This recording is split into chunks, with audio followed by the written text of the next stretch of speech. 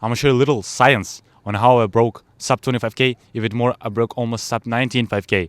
Being 19 years old, being a gym bro for almost 4 years, and I'm at 82 kilos. If you've ever listened to skinny marathoners who weigh 60 kilos, who can do a lot of endurance sessions, but you're a gym bro, but you weigh over 70 kilos, over 80 kilos, you deadlift, you squat. Here's the most detailed guide because I've gone through the exact same shit and I'm a beginner. I've started 10 months ago.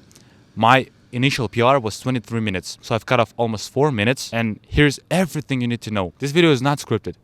So let's start with the first point. It's not about endurance. It's not about long sessions. Everyone tells you to get mileage. I've watched one YouTuber, his name is Ben Parks, and his advice is with better time, you have to run more kilometers, which is not the most accurate thing. Because I'm not an endurance athlete. I run 31k with like harness. Yes, I can run a marathon. That's not a question, but it's mostly about speed. I've discovered it myself. If you have raw speed, if you have it in yourself, challenging your guys as a joke, just do a 60-meter dash, 100-meter dash, and you win all the time, bro, you're gonna crush it at the track. You're gonna crush it at 5k, even at 10k. It's just a matter of time. It's just a matter of training, just a bit of practice, and you're gonna nail it. Because listen, to get at cardio, you have to do interval sessions more than long runs and everything. In my program, I focused a lot on speed. You're gonna suck at it first. I was bad at it because my first initial time was 23 minutes. Then I started improving my threshold pace. I started improving my lactate. Like the moment when you get tired, like when you're running at speed, you cannot hold it for much. That's like obvious, but that can be trained and that needs to be trained because 5k is more about anaerobic. Like it's on the verge of being aerobic and anaerobic. Listen, for PR, it is 4 minutes per kilometer if you want to break sub 20. If you want to break sub 19, it's sub 4 pace. It is sub 350 pace. Actually, it requires you to hold that fast pace that for you now is a sprint. Okay? The lactate threshold makes you feel that sprint pace, usual pace. And that's exactly what I did. I was dying at 430 pace, let alone sub 4. And slowly but surely, by doing K repeats, like even 2K repeats, 800-meter repeats, it slowly but surely made me stronger. And most of it actually was just, consuming content. Most of it was just being obsessed over it. Like if you really desire it, if you really want it, it's gonna happen. Like if you watch a lot of races, if you watch a lot of recaps from Olympian Games, from local races, wherever, you're gonna slowly visualize it. If you watch their technique, if you watch their form, if you see their hard work, and you want to do yourself. Like I was watching a lot of Track All Access channel, and I've taken a lot of advice, a lot of programs from the channel. And listen, it's not hard. Like I'm gonna tell you a little secret. It's not hard to hit like sub 25k. It's more about time.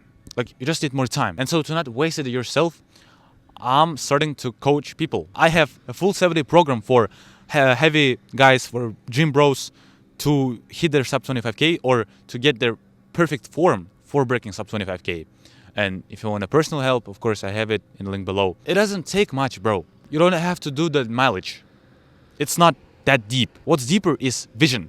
Like stop spreading out yourself on a lot of goals. Stop spreading out yourself on 10k, on half marathon, on all that stuff. Just have yourself a one goal, because you already have your personal life. You have your work. You want to start your own thing outside of the job, and you also go to the gym. You also, want to hang out. With all that busy life, bro, keep yourself one goal, one simple goal that you want to break, like sub 25k, or you want to break sub 5 mile, which I almost did. I ran actually a time trial recently. It was 5:25 on sore legs. I was shocked to get that result, but soon I'm gonna break sub 5 mile on fresh legs. You're gonna see it. But if I focus on sub 5 mile and if I put all of my effort into this, I'm gonna fail at sub 19 5k. First, when I was trying to break sub 25k, I was running for a half marathon and I made a PR 139. So I failed at my 5k race. I made 20:47. Just to not make it happen for you, pick one goal. Be obsessed over it. Live with the dream. I just kept my drive by just watching a lot of videos. And I bought new shoes. I bought Adidas Evo SL and I bought Nike Pegasus 41. For me, that was perfect because it cost me like 60 euros and I got into running. Then I got into more advanced running. And that was like a new chapter. Here in Italy, I'm in Messina. It's actually on the island of Sicily. I bought Adidas Evo SL and starting my new chapter, speed. And bro, that feels amazing. That feels amazing when you can run fast, and shoes make you feel bouncy. They just make you faster. Holy smokes, I cannot describe it, but it works. Like, mood your shoes, invest up to $150, €150, and get yourself shoes for speed, for racing, maybe for intervals, for tempos. Evo SL are perfect. Like Zoom Fly 6, but they're plated shoes. I would recommend you buying non-plated shoe in the beginning to feel the technique, to get the right technique, because when you start out, you can't have a carbon plated shoe as a first shoe. And I'm gonna tell you something. Performance is important, but not with the carbon plate. It should not work for beginners. It's that small fraction of runners who really want to completely perfect their results. It's not about beginners. So, like, choose non-plated shoe. When you get them first on your feet, it's like magic, bro. There's something to it. And you have an unfair advantage. If you're not heavyweight, if you don't lift, it's easier for you to get injured. It's easier for you to follow long distance running. It's easier if you naturally have speed, if you have raw speed, if you can run 400 in like under, 60 seconds. If you are barely trained, you're better than 90% of runners by default. And for some, speed is their predominant part.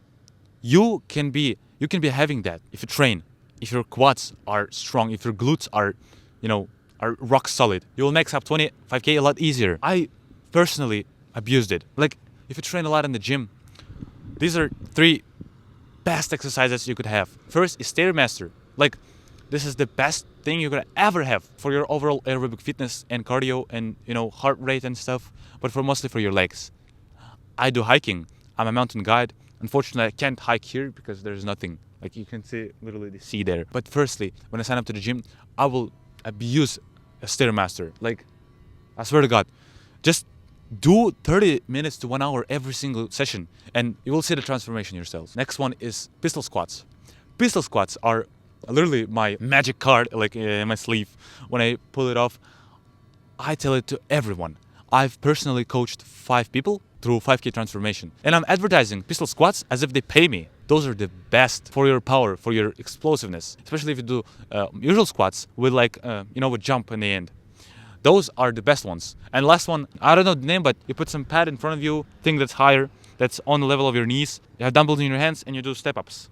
You do step-ups on both legs. Those are having the same effect, more or less, but they're great. They're phenomenal. As soon as I'm getting to the gym here, it's free, it's for students, I'm gonna abuse this shit. And that's how I'll run sub 18 5K. The premise for the last advice is choose your advantage. Unfair advantage. Abuse it.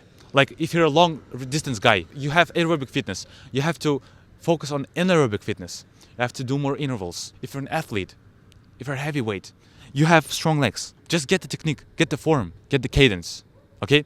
Cadence is really important, because if you're putting your heavy weight on a track, and if you overstride, if your stride is too long, your leg does not fall under the center of your mass, it's gonna hurt. It's gonna have an effect on your knees. So make sure to hit that.